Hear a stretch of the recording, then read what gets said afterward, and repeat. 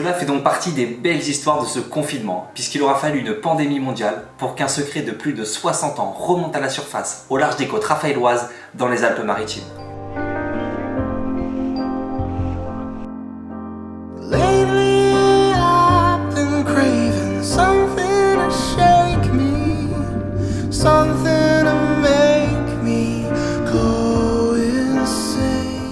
Nous sommes en 1963, lorsque Nejat Silver, cinéaste de l'époque, construit un village lilliputien au pied du Cap Dramont dans les Alpes-Maritimes, à plus de 25 mètres de profondeur.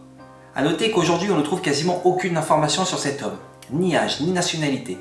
Même son nom reste encore une inconnue pour certains qui préfèrent l'appeler Nejat Atzamba.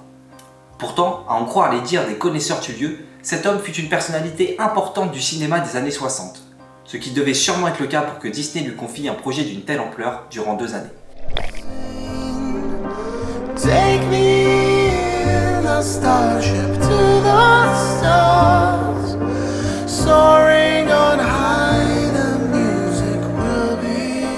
Mais le mystère ne s'arrête pas là, puisqu'il y aurait en réalité 2 villages sous-marins dans les Alpes-Maritimes.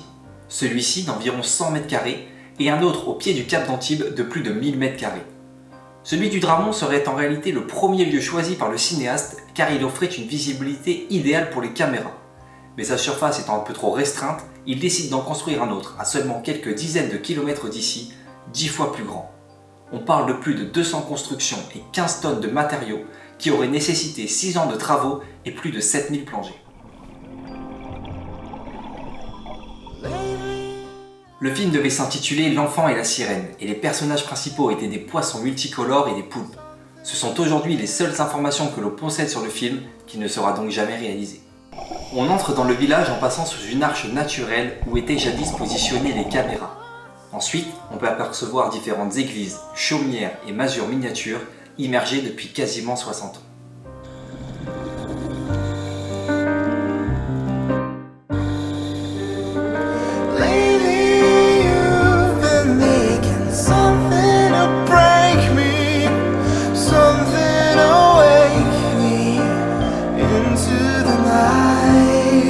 J'ai donc décidé de me rendre sur place pour plonger et voir l'état de ce village des dizaines d'années plus tard.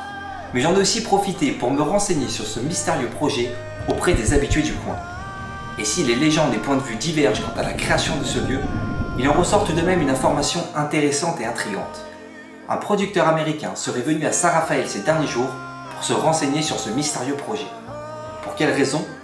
Tout simplement parce que nombreux sont les plongeurs qui se sont rendus sur le lieu après le confinement ou qui l'ont découvert par hasard. Le village abandonné est devenu plus si abandonné que cela, les commérages ont fusé et seraient parvenus outre-Atlantique.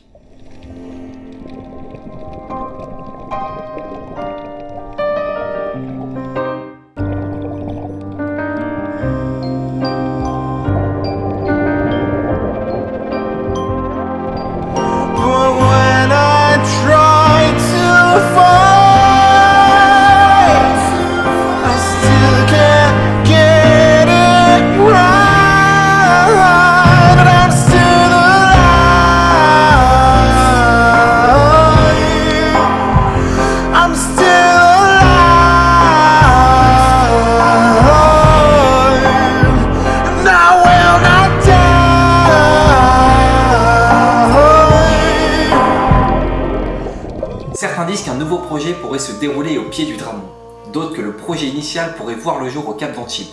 En tout cas, une chose est sûre, le confinement aura permis au mystérieux village sous-marin de Saint-Raphaël de refaire parler de lui. Mais réelle ambition ou éternelle légende, les spéculations ne sont pas près de s'arrêter.